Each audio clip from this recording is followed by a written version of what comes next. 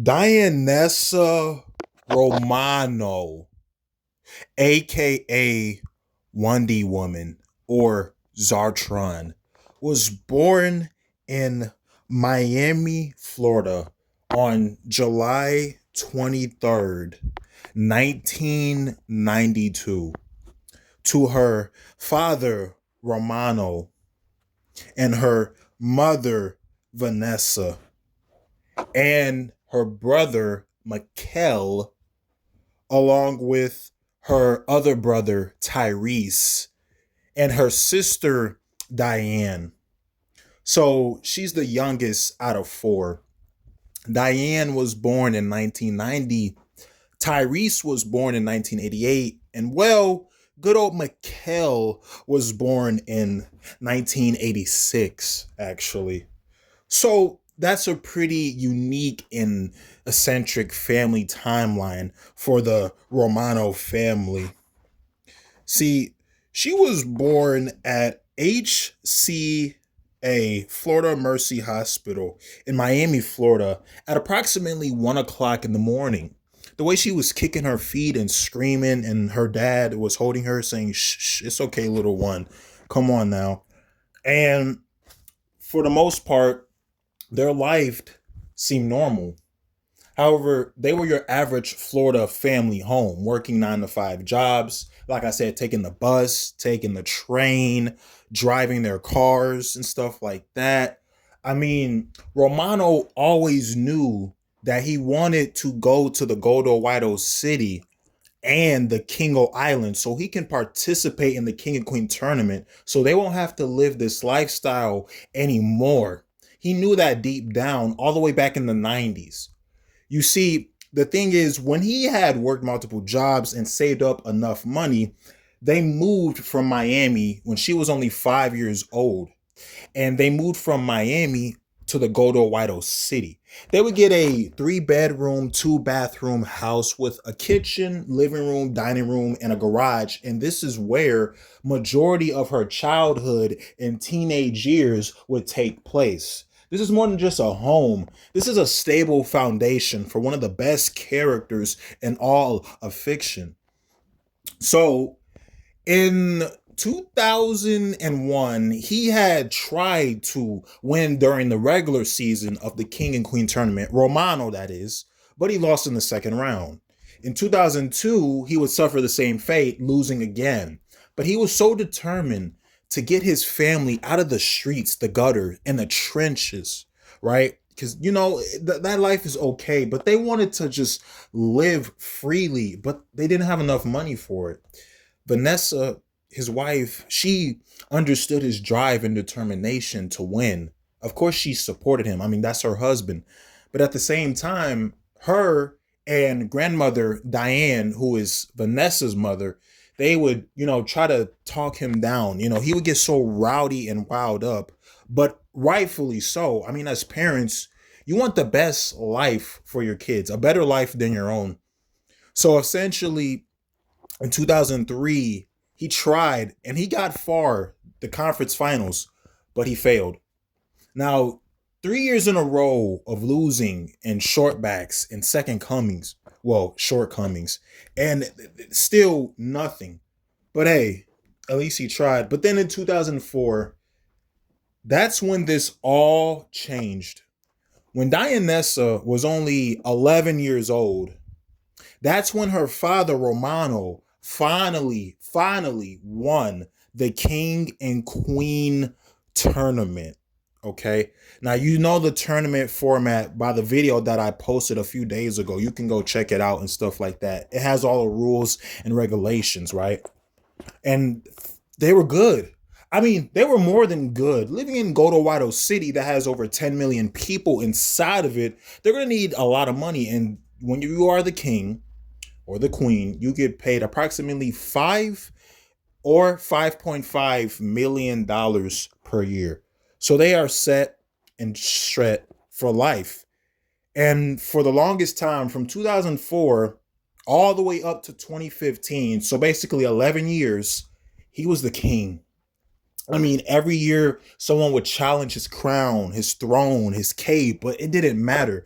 Because of the new powers and abilities he has, along with the love and drive for his family, he was able to pull through and persevere, always. But here's the problem, and here's the caveat. You see, we need to go over what exactly transpired in 2015 so 2016 can make a lot more sense. Because Trento. Yes, Trento. You see, the reason Trento killed Romano during the King and Queen tournament, Romano's brother Tiannis was a paid killer, killing ghosts, demons, dragons, ghouls, aliens, you name it. Like something out of SCP, you feel me?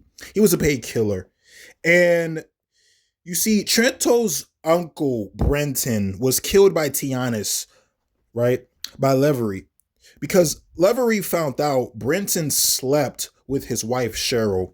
So Tiannis murdered Brenton, and Trento, along with his father Claxton and the other uncle Darber, cried, but they also seeked out revenge. So they went to Tiannis' hideout only to find Romano there. They didn't want to leave empty handed, so they figured the apple doesn't fall too far from the tree. Guilty via relation, blood, association, and stuff. They all rushed, and Romano fought him. He held his own. However, Darber got stabbed and killed accidentally by Romano's blade, and he stabbed Claxon. Trento was angry, and he swore revenge. Again, this is why in the 2015 King and Queen tournament, he killed Romano. He laced that blade with prune magic. Yes, that's right. This wasn't just a regular blade, obviously, because Romano's powers and abilities and stuff like that. So in the King and Queen finals 2015, everybody who was watching in the arena, 20,000 strong, were shocked. Over millions worldwide were shocked. I mean, what else would you say or do in that moment? Dianessa held her father in her arms as Trento is crowned the king with the crown, the throne, the cape, the stick, all that stuff like that. And she's just in tears along with her mother and her siblings as he's holding on to dear life. She's saying, hang on, help's coming, don't leave me, don't die on me, and stuff like that. And those tears, they threw the funeral a week later. Unfortunately, he would pass away. So a week later on a Friday, they threw the funeral, and everybody, his family, his friends, former co-workers and colleagues, when he was just a normal human with no powers, they showed up. When you see stuff like that, it reminds you he's more than just a king. He's still a husband and a father, a son, a nephew, an uncle. You know what I mean? He has so many connections with people, and it really is a tearjerker. But he remembers when he was talking to Dianessa about why she, had to experience that. And a few months before July 2015, when he got killed in the King and Queen tournament, he was talking to her, and he told her, Romano told Dianessa that he felt extremely wrong and sorry for what he did, but he had to do it in order to survive and, thrive in life. You see, in life, there will be many things that will make you uncomfortable, but you have to dig down and do what you have to do. He looks at her with tears in her eyes, and he says, may I have your forgiveness? But she nods and says, I love you, Dad. And he says, I love you too, Dianessa. They both hug each other as her mother stands in the doorway with a plate of snacks in her hand, being quiet and just letting them have their moment before eventually intervening in the group hug. You see, this is where Dianessa would learn very valuable lessons from her parents. She learned empathy and compassion, comforting and consoling others when they're crying, scared, or upset. But she would also learn that bad choices and behaviors have consequences. She would learn right from wrong, even from an early age. So before she even won the tournament and got her powers and abilities, these values and beliefs were already shown and instilled in her way before she even got the powers. You know what I mean? So that is essentially what had happened and what had taken place. But she remembers when the funeral was over and she went back to the home that they grew up in the Golden White City. She remembers how everything looked, the bedrooms, the bathrooms. And when she went to her mother and father's room, she just couldn't hold it anymore. She cried and cried and cried. Very, once again, emotional and understanding. When she went outside eventually, she could hear Trento and his group, his posse, throwing the championship parade, seeing him hold that trophy up in the air. And it was at that moment she knew exactly what she wanted to do. That sadness turned into anger and determination to avenge her father's death. However, she wouldn't avenge her father the same way Trento avenged his uncle. So in the 2016 regular season, oh man, buckle up for this, folks. Here we go. So in the 2016 regular season, she started off with a world record, hot record of 24-0. Now, for context, there's been beings who went 10-0, even 12-0, but even 24 is a stretch. So I remember when she was flexing her muscles in Miami, right in the Miami arena, and the blue and gold confetti was falling down when she finally hit that 24th win mark. Now, everyone remembers the person who finally broke her streak, Milton. 25th game of the regular season. She is now 24-1. And oh my goodness, that was a good regular season game. One of the best and most watched in the entire history of the regular season, right? She would essentially go on and finish the regular season with an astounding 36-4 record. That has never, ever been done before, since, or after. To this day, here we are 10 years later, and that record is still nowhere near being broken. I mean, the best record in the regular season had to at least be, let's say, 26-11, 28-10, or something along those lines. The first player ever to finish with single digit losses in the regular season. But once again, that goes to show you how motivated, focused, and determined she was, not just for her father, but the rest of her family. You see what I mean? Then the postseason started. Obviously, with a record like that, she would go on to be the first ever unanimous MVP, most valuable player in King and Queen history. Once again, never before and never again. You see what I mean? But with a record like that, she was first in the King and Queen conference. And oh boy, buckle up because it's about to get real. The King and Queen tournament, best of 7 series, right? In round 1, okay? In round 1, she defeated DeAndre 4-0. She swept them, advanced to the next round once she got her superpower, right? And then in the second round, okay, she took on Darby, swept him as well, 4-0.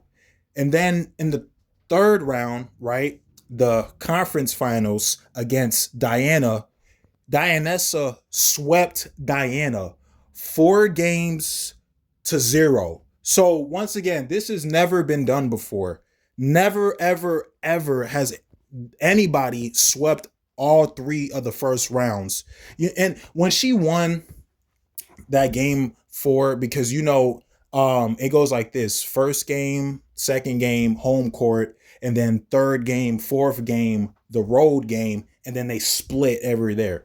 When she won that game 4 in New York, there was a watch party back in Miami. There was a watch party back in Golden White City, and they were jumping, screaming with her jerseys on, cheering on their girl.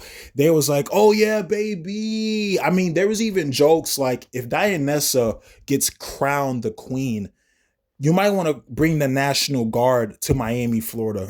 Like, that's how wild and fanatic they were. But hey, they were representing one of their very own. You know what I mean?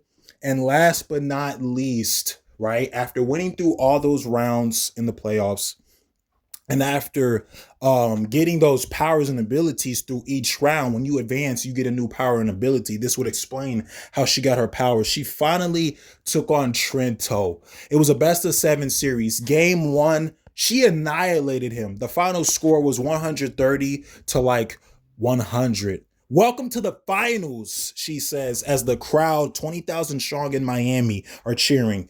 Game 2, same result, even worse, 133 to 130. Now, game 3 was a little more closer, 119 to 115, but she still squeaked out the victory, up 3-0. And then lastly, game 4, actually, him and his buddy, his goons, they cheated. They distracted the refs. They did all the dirty, undermining handed books, and she lost. She lost game 4. So now the series is 3-1. Well, thanks a lot, Trento. You gave us an extra game, but the result is still the same. Hey, bars, that rhymes. Game 5, back in Miami, Florida. Oh man, she beat him. The final score was 130 to 120. When she was like walking on the field after that buzzer had sounded, the tears poured out, the emotion, the sacrifice, the sweat, tears, blood, all of that stuff. The confetti falls from the ground. She's hugging her mother and her brothers and her sister. And it was just a wholesome moment to see. Finally. Dianessa Romano finally became queen of the Kingo Island in the Goldo City in Miami. All right, I'm going to have to make a part 2. This video was longer than expected. I hope you all like and enjoyed. Stay tuned and much love.